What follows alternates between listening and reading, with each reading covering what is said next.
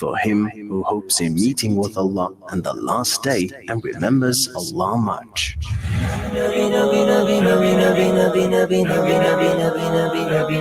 Join Maulana Zahier Raggie for discussions on Shama'il al-Tirmidhi, the social life and habits of Nabi sallallahu alayhi wasallam, and the interactions of Nabi sallallahu alayhi wasallam with various leaders and people. Only on Radio Islam International.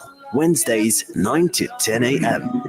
طلع العلا بكماله كشف الدجى بجماله حسنت جميع خصاله صلوا عليه وآله صلوا عليه وآله. Assalamu alaikum wa rahmatullahi wa barakatuh. Welcome to Radio Islam International. My name is Muhammad Bamin. I'll be your host until 10 a.m. inshallah. Online we have Maulana Zahier Raggie. Maulana, assalamu alaikum wa rahmatullahi wa barakatuh. Wa alaikum assalam wa rahmatullahi wa barakatuh. We take this opportunity of greeting our listeners as well on Radio Islam, Radio Al-Ansar, and the Ummahat platform. Assalamu alaikum wa rahmatullahi wa barakatuh. Now, Maulana, is we've mentioned that we were discussing this before we did the whole topic of narcissism, the interactions of Nabi Kareem sallallahu alaihi wasallam with the various people. And we were discussing in our last topic how Nabi Kareem sallallahu alaihi wasallam dealt with women. We also did about Nabi Kareem sallallahu alaihi wasallam considered women as the twin halves of men. We did the ayat of the Quran in para 22. Allah mentions Inna al-Muslimina wal-Muslimati wal-Mu'minina wal-Mu'minat till the end of the ayat. We went into a deep discussion regarding the ayat where Allah mentions about the Muslim male, the Muslim female, showing that they are the twin halves of men. We also discussed the ayat of Nabi Kareem sallallahu alaihi wasallam, the ayat of Allah subhanahu wa ta'ala mentioning Ya ayyuhan nabiyyu idha ja'aka al-mu'minatu yubayi'naka ala alla yushrikna billah, where they took the pledge from women as he did from men without touching their hands. We discussed this also in deep detail. And we also discussed how Nabi Kareem sallallahu alaihi wasallam treated women gently. How Nabi Kareem sallallahu alaihi wasallam used to treat women gently. We did a few of the examples that were mentioned by Maulana last week. This week we start with how did Nabi Kareem sallallahu alaihi wasallam arrange for any ta'aleem teaching for women? That is, any ta'aleem teaching for women. How did Nabi Kareem sallallahu alaihi wasallam arrange for this? Bismillahir Rahmanir Rahim. Maulana, firstly, Jazakumullahu khair for the conclusions that you have brought forward and all that we have discussed. Regarding the ta'aleem, the teaching and advising women, Rasulullah sallallahu alayhi wasallam was extremely keen on teaching and advising women, and subhanallah would allocate a day for them with him. So the women requested Rasulullah sallallahu alayhi wasallam saying, men get the better share of you.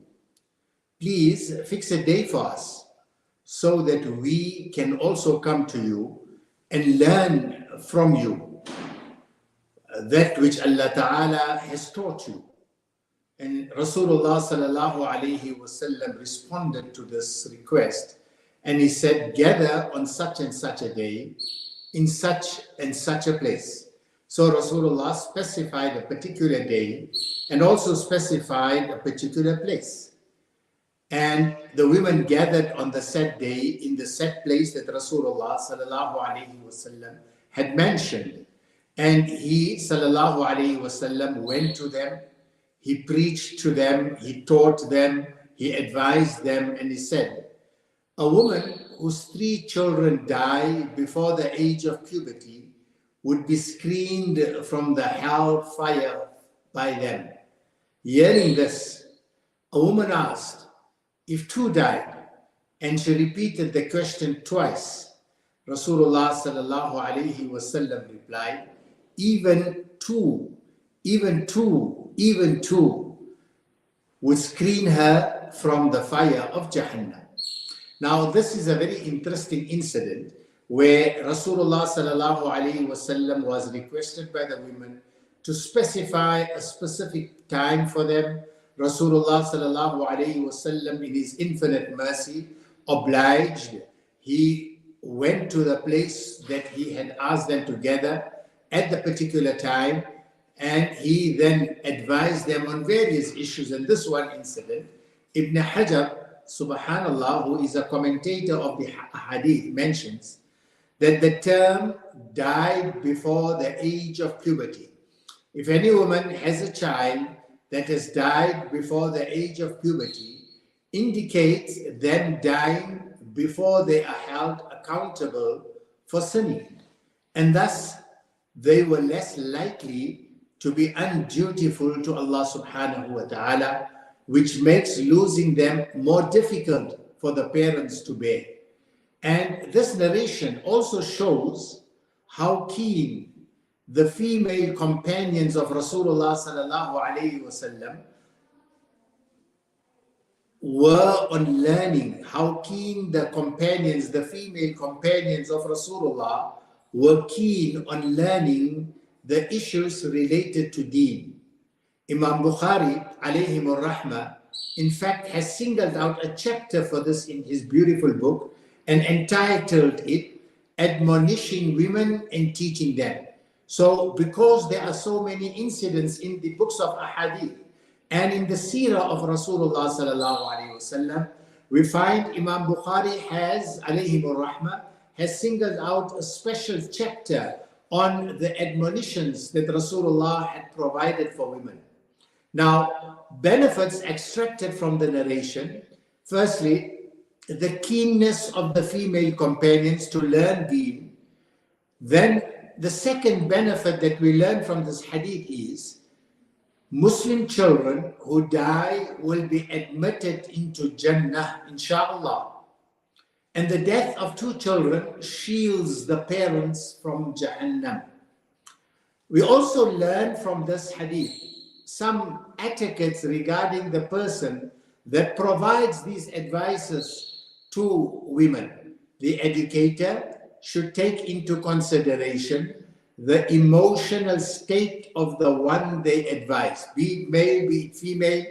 And this is extremely important for any educator to consider the emotional state of the one he is educating or the one he is advising.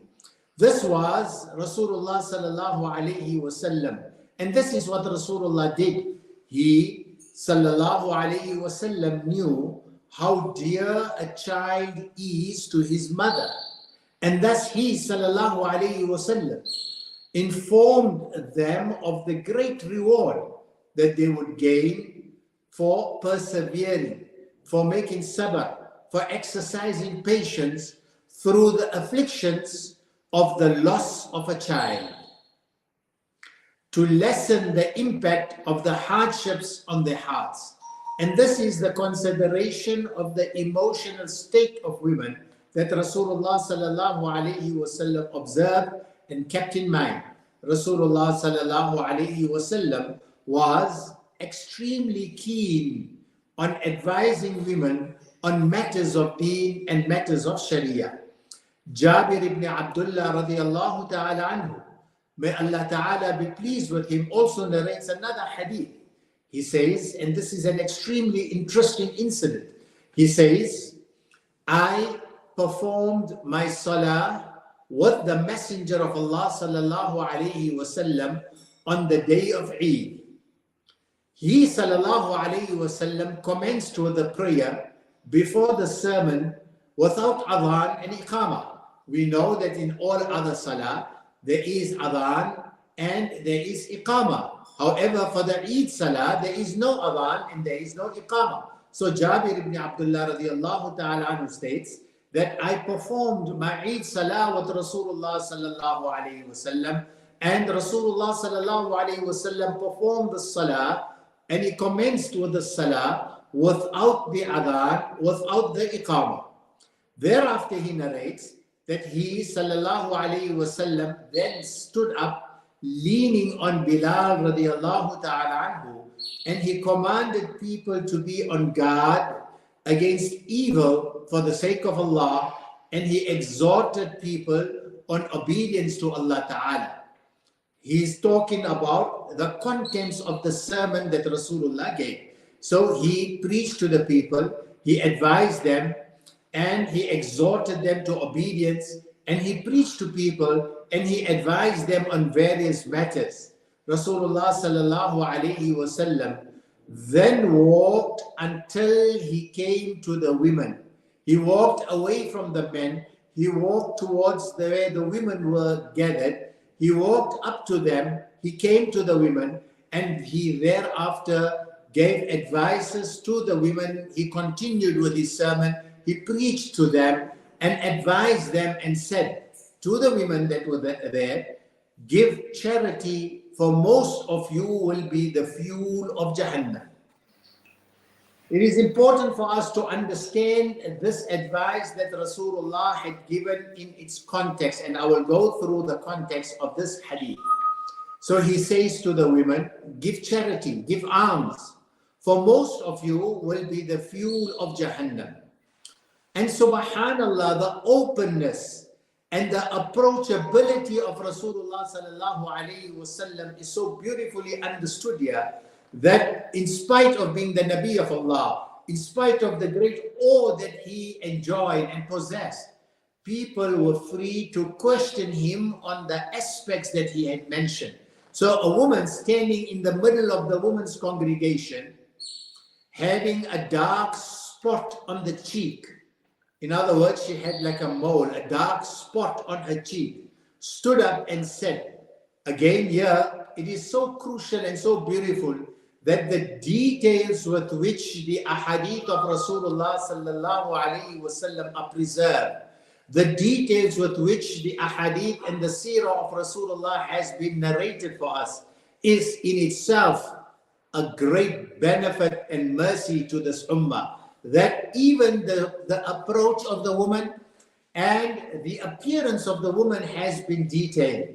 A woman standing in the middle of the women's congregation, having a dark spot on the cheek, stood up and said, says Jabir ibn Abdullah, why is it so, O Messenger of Allah sallallahu alayhi wasallam? Why is it that women will be the fuel of the fire of Jahannam? So Rasulullah sallallahu alayhi wasallam gave the reasons. And again, here there is a lesson for our sisters, a lesson for our mothers. Rasulullah sallallahu alayhi wasallam makes mention, for you grumble often and you show ingratitude to your spouse. The reason that most of the inhabitants of Jahannam will be women, or they will be the fuel for the fire of Jahannam. And the reason for that is those who, and unfortunately Rasulullah said, most of you grumble often and show ingratitude to your spouse. And then they began giving alms out of their ornaments, such as their earrings, their rings, their jewelry, which they threw on the cloth of Bilal radiallahu ta'ala anhu. When Rasulullah sallallahu alayhi wasallam noticed that women could not hear him properly during the sermon due to the large number of people in attendance. Lessons from this incident, because Rasulullah sallallahu alayhi wasallam first observed and realized that women could not hear him properly during the sermon that he was providing for the Muslims on this day of Eid, due to the large number of people in attendance, and because the women's rows were at the back of the congregation, which is the etiquette that Rasulullah sallallahu alayhi wasallam observed, he sallallahu alayhi wasallam walked up to them, advised them so that they get their share of knowledge, their share of ta'aleem, their share of education, and their share of the Islamic upbringing. Imam Nawawi, who is a commentator of ahadith, gives his commentary and he says, it is recommended that the preacher addresses women after he advises men, if they could not hear him properly, unless a predominant harm or evil would result from him doing so. And this is an important point for us to understand and observe. So Imam Nawawi, alayhimur rahmah, gives commentary here that it is recommended that the preacher addresses women after he advises men, when and if they are unable to hear him properly. So the two conditions that Imam Nawawi mentions, the one, if the women are unable to hear him clearly, then it is good, advisable for him to go towards them and advise them, unless, the second condition, unless a predominant harm or evil would result from him doing so. In other words, if he does so, and if he goes and addresses them separately, without the prerequisites that are required, meaning observance of the veil, observance of the hijab, observance of the arousing of fitan, then in that case, unless a predominant harm or evil would result from him doing so, if that results, then he should not go. However, we should keep in mind that nowadays, this is not necessary. Nowadays, it is not necessary for a person, for the preacher, for the male preacher, to go there where the women are sitting. It is not necessary, since people have today, technology provides us the ability to fulfill this obligation of giving advice, education, information to women, because we now have microphones, we now have speakers, we now have loudspeakers, we now have various other technology. The technology that we are using currently, the iPhone, the Instagram page, we are using the YouTube. These are modern day technologies, which if used in its correct perspective, which if used correctly, there is absolutely no harm in it, like how we are doing currently. So nowadays, this would not be necessary, since people have microphones, we have loudspeakers, we also have the technology that we are using in the area where women gather. So now that aspect of Rasulullah going towards the women does not apply. There are other benefits that are extracted from this narration, which I will mention, which various commentators of Ahadith have mentioned. It is recommended to teach women the rulings of Islam and remind them of their duties. It is recommended that women be involved in the field of education, in the field of ta'aleem, in the field of Islamic education.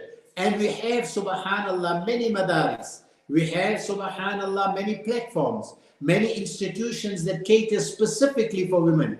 This is established from the sunnah of Rasulullah sallallahu alayhi wasallam. So, Ibn Juray, radiyallahu ta'ala anhu says, I asked Atta, radiyallahu ta'ala anhu, may Allah's mercy be upon him, do you think it is a must for the Imam to go to the ladies' side and advise them once he is done with his speech to the men? He, rahimahullah, said, yes, it is a must for Imams to do so. What prevents them from doing it? Now again, keep in mind, this question and answer was in the context of an era where modern day technology was not prevailing. It shows the kind style of Rasulullah sallallahu alaihi wasallam, that when advising women, because he was not harsh on them and he did not rebuke them.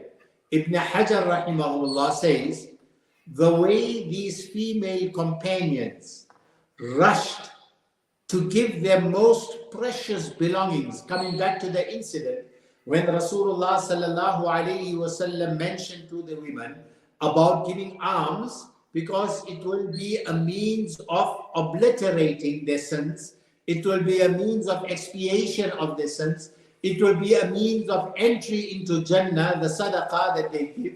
So when women said that, Ibn Hajar says, the way these female companions rushed to give their most precious belongings, their jewelry, their gold in charity indicates their high rank, subhanallah, ridwanallahi ta'ala alayhinna ajma'een, and the keenness on adhering to the commandment of Rasulullah sallallahu alayhi wasallam is in itself a great blessing.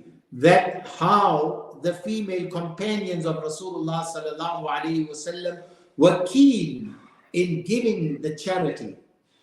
One could donate a small amount of money and Allah Ta'ala would accept it and increase it for him or her as reward on the day of Qiyamah.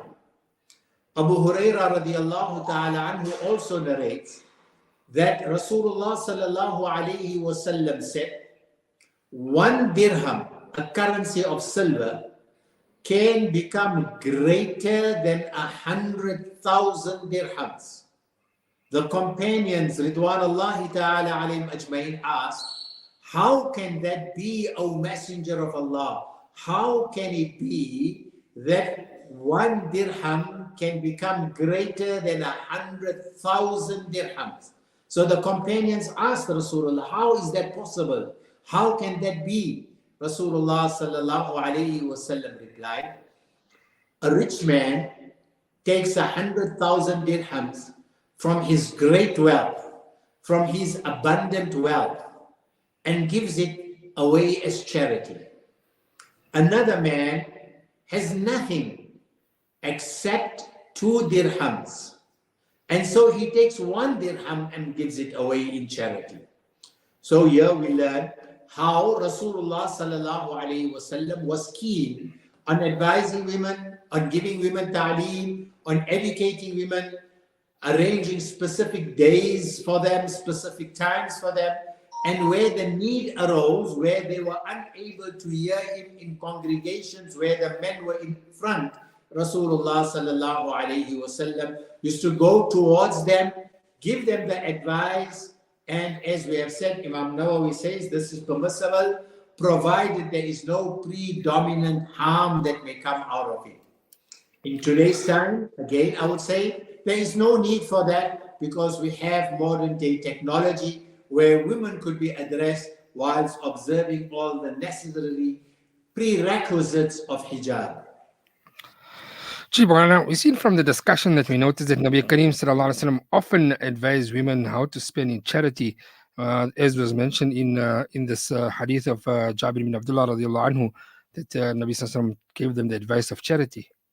Yes, so Zainab radiallahu ta'ala anha, the wife of Abdullah ibn Mas'ud, an example that I would give you is Zainab radiallahu ta'ala anhu, the wife of Abdullah ibn Mas'ud radiallahu ta'ala anhu, narrates that Rasulullah sallallahu alayhi wasallam said, O women, spend in charity even if it is from your jewelry. And she says, I went back and said to Abdullah ibn Mas'ud, Abdullah ibn Mas'ud radiallahu ta'ala anhu was not a very wealthy man. So she says that I went back to Abdullah ibn Mas'ud radiallahu ta'ala anhu and I said to him, you are a poor man. And the Messenger of Allah sallallahu alayhi wasallam commanded us to spend in charity. So go and ask him if spending it on our family, in other words, spending my wealth and giving charity to my family, meaning my husband and my children, would that suffice? Or else I would have to spend it on others. So Abdullah radiallahu ta'ala anhu says, out of bashfulness, out of respect, and he says, no, you go and ask him. Because if I go and ask him, it could be that I want your charity for me. So rather you go and ask him. So I went and asked, she says, I went to ask and found another woman from the Ansar waiting at the door of Rasulullah sallallahu alaihi wasallam, who wanted to ask Rasulullah sallallahu alaihi wasallam the same question that I had wanted to ask. So people revered Rasulullah sallallahu alaihi wasallam and would not go into his house. Bilal came out and we requested him to go back to the Messenger of Allah sallallahu alaihi wasallam and inform him that there are two women at his door asking him the following: is it permissible to spend charity on their husbands and orphans that they are looking after?